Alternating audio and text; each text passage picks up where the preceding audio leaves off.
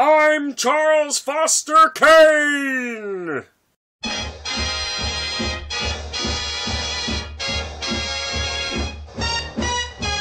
Hello everybody, this is Alan with another movie review for you today. Today I'm going to take on the movie that is considered by so many people to be the all-time greatest film ever made. Numero uno on the list of so many film critics' all-time great movie lists. It is also the #1 film on the American Film Institute's list, and that film, of course, is Citizen Kane, the 1941 cinematic masterpiece by Orson Welles. Well, Citizen Kane, in short, is about the rise and fall of a newspaper tycoon named Charles Foster Kane. And you know, you wouldn't think that a movie about the life of a newspaper tycoon would be all that entertaining. In fact, it would sound, well, kind of dull and boring. But what Orson Welles did with this film is simply magnificent, straight across the board in every category. The film is brilliantly acted, it's brilliantly written, it's brilliantly photographed, it's brilliantly edited. Everything about this film works. And let's just break it down.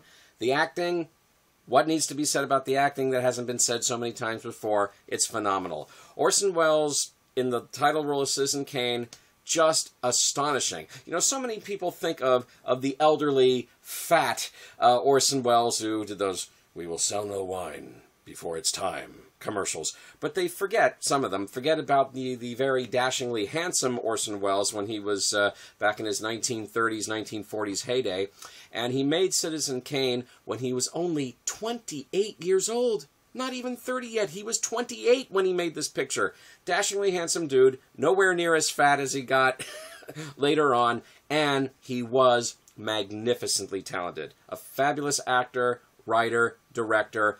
Orson Welles could do it all. And in this film, he does it all. His acting is fantastic. His direction of this film, superb. The writing that he did with Herman J. Mankiewicz, phenomenal.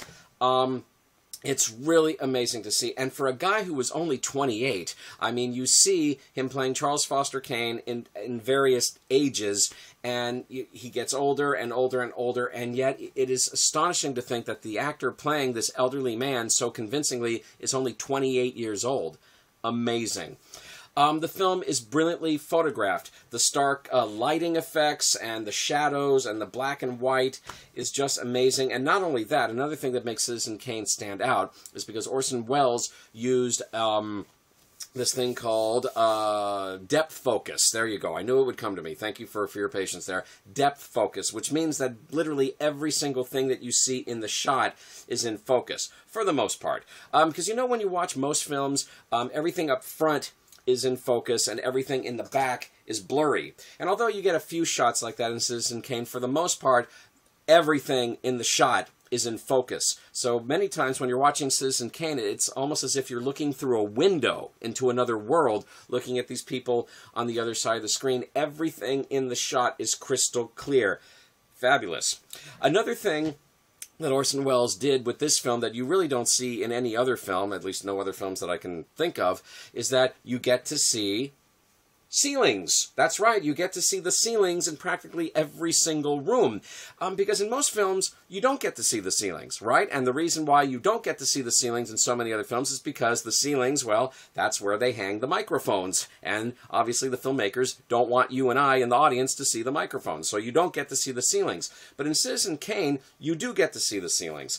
And that was achieved because Orson Welles, what he did is that the ceilings are made of like wafer-thin material, and the microphones are hidden just above the ceilings. And it gives a sense of depth and a sense of enclosure, and it's amazing to see on the screen. You know, it puts the characters into a certain particular box, a certain particular closed space that you don't really get to sense in many other films.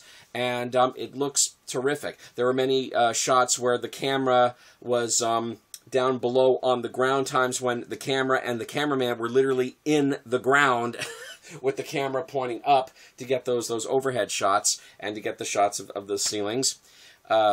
Terrific stuff, that is. It's just terrific to look at. Again, the lighting, the editing, the camera tricks, Everything that Orson Welles, I mean, he's throwing in everything but the kitchen sink in the making of this film. Just amazing to see. And again, the acting is phenomenal. Another thing that I appreciate about Citizen Kane is that there are many times when you're watching Citizen Kane and it really does feel like a stage play. But of course, that's probably because Orson Welles and his marvelously talented cast of actors all came from Orson Welles' Mercury Theater Company. Primarily a radio theater company, I believe, but this was their very first film. They had also done stage work too, let's not forget that. But this was their very first film, and the way Orson Welles set the whole thing up and directed it, it really does feel like a stage play so many times. And the actors are brilliant. I mean, obviously, what needs to be said about Orson Welles, but you've also got Joseph Cotten, you got Agnes Moorehead, Ruth Warwick, Dorothy Cummingore, Everett Sloane, Ray Collins, just phenomenally talented actors, and they all followed Orson Welles' lead to the T, and they just delivered fantastic performances. I love their performances. I love these characters. Great stuff, just great stuff. The movie, it's 2 hours long, but it moves, it's constantly moving along. The dialogue is terrific. Oftentimes it's very funny, oftentimes it is serious stuff, but it's woven like a beautiful tapestry in between the comic bits and the dramatic bits, and you really get to see the two different extremes of Charles Foster Kane's life, which, by the way, was based loosely on the life of real-life newspaper tycoon William Randolph Hearst, who did not appreciate the film, but I'll get to that later on. But you get to see all different kinds of facets of Kane's life. His victories, his losses, the times in his life when his life gets big, and the other times in his life when his life gets small.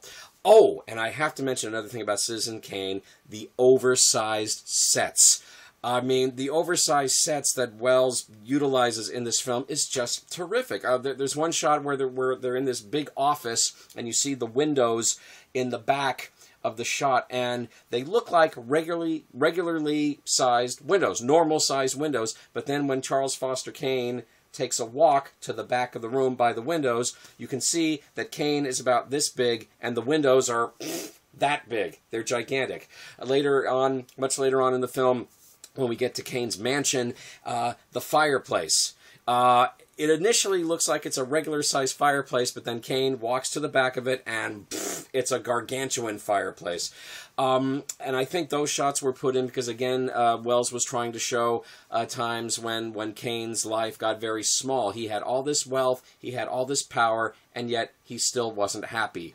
All that money could not buy him happiness, and so his life, in many ways, was still very small. And I think that's one of the things that Welles was trying to get across with these oversized sets. But they're stunning. They are just stunning sets.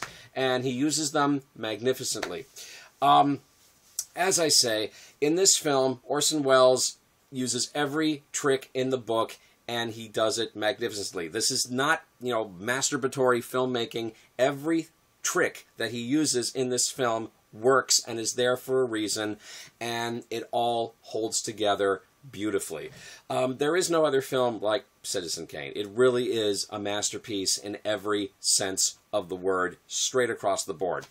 And yet, in 1941, when this film was released, it was a very, very controversial film. So controversial that William Randolph Hearst, the real-life newspaper tycoon that Welles based the film on, he wanted this film destroyed. He wanted every single print of this film destroyed. And then, when it came to the Oscars, the movie only won one single Oscar, and that was for the screenplay. It was nominated, I think, for 8 other Oscars. It lost all the other 8 awards, and it did not win for Best Picture. No, the Best Picture winner for 1941, How Green Was My Valley. Yeah, How Green Was My Valley. How green was my valley? How green was my vomit? How Green Was My Valley, a better picture than Citizen Kane? Give me a friggin' break! But again, Citizen Kane, it was so controversial a film back in 1941. It was considered a dangerous film. It was considered a film to fear.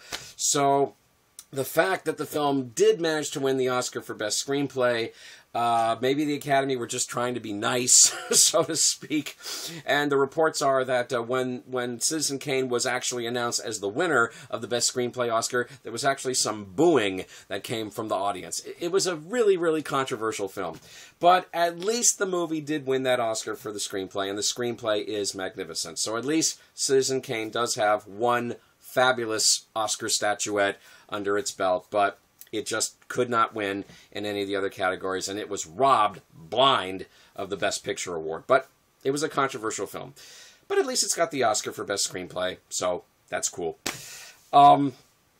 It's a fantastic film, and it has stood the test of time, and I'm so thrilled to see that Citizen Kane is regarded as one of the all-time greatest films, and it is one of the all-time greatest films. Now, do I personally consider Citizen Kane the #1 film of all time? Personally, I would not rank it at #1. If you've been watching my movie reviews, you'll know that my personal favorite movie of all time is What Dreams May Come, starring Robin Williams. What Dreams May Come is my personal Citizen Kane, because it just is. And if you'd like to know why, go watch my movie review of What Dreams May Come, and I'll tell you why it's my favorite film. But Citizen Kane, no question about it, it's definitely in the top 5, certainly one of the top 5 greatest films ever made, in my opinion, and I think it's a fact. It is one of the greatest films ever made, and I would definitely consider it top 5 all-time great. That's how good this film is. It's a magnificent film. It looks fabulous on DVD, so if you don't have the DVD of Citizen Kane, buy it. Don't just rent it. Buy it. And the film does pop up in repertory movie houses every so often, and if you can ever get the chance to see Citizen Kane in an actual movie theater, do so, because it's worth it. It's totally worth it.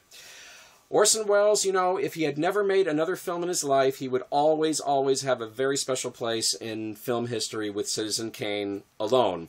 And it's a work of art. It's not just a film, it's a work of art. It has stood the test of time, and I'm so thankful that it is regarded one of the all-time great films of all time. And sure, many people consider it the greatest film of all time. That's great. I personally wouldn't rank it at #1, but I would definitely put it in the top 5. It's a magnificent film. Orson Welles' cinematic masterpiece, Citizen Kane.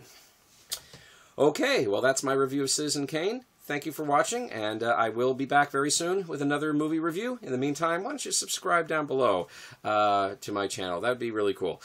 All right, well thank you very much for watching. This is Alan, and I will be back next time with another movie review. And until then, I'll see you later.